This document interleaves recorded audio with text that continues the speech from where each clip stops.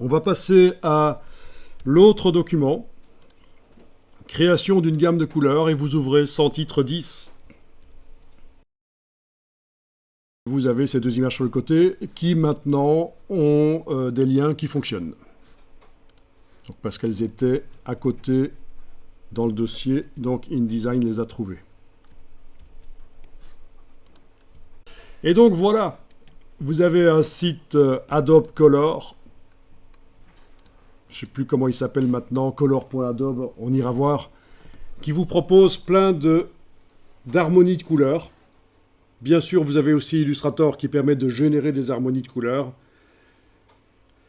Et bon, voilà, c'est typiquement 5 couleurs. Je vais juste aller voir, comme ça vous voyez à quoi ça ressemble. Adobe Color. Oui, c'est bien ça, color.adobe, c'est ce que je disais, ça a changé de nom. Et avec cet outil-là, vous avez la possibilité de créer des harmonies de couleurs. On a le même outil dans Illustrator intégré. Mais ce qui est intéressant, c'est explorer. Et vous avez des harmonies de couleurs qui sont là. Mais encore plus intéressant, c'est les tendances actuelles. Tendances. Voilà. Mode, graphisme, illustration, UX, architecture. Donc voilà. Et donc chaque gamme de 5 couleurs peut être téléchargée en JPEG et c'est ça qui est dans le document qu'on a vu là dans InDesign. C'est une de ces images qui a été téléchargée et importée. Tiens, c'est marrant, Fortnite. Oui, hein. Donc c'est d'après les images en fait ici que c'est fait.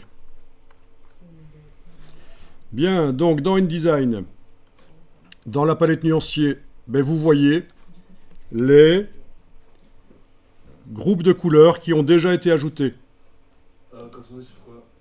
Vous êtes dans InDesign, dans le nuancier.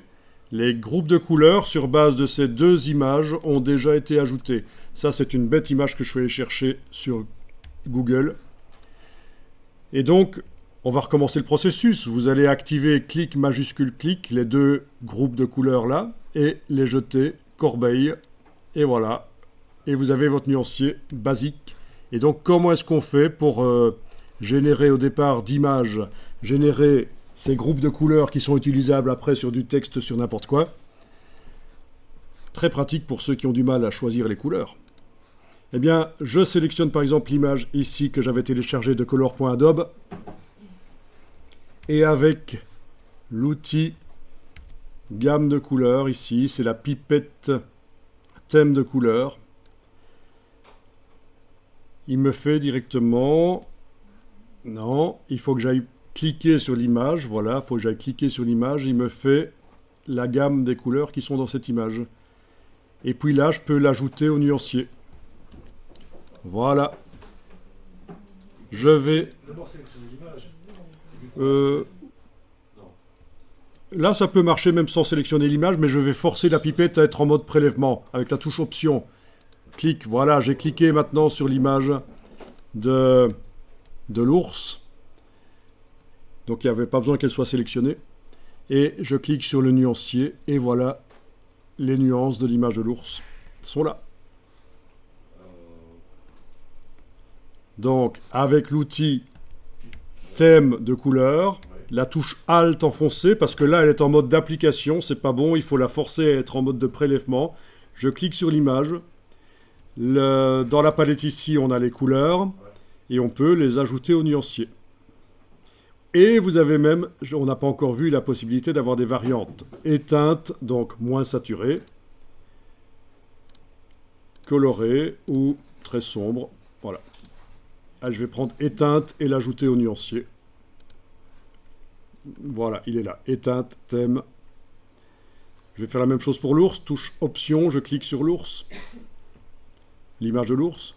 Qu'est-ce qu'on a comme variante ici? Ah, clair. Très sombre. Éteinte. Voilà. Et j'ajoute au nuancier. Voilà. Ça peut être pratique.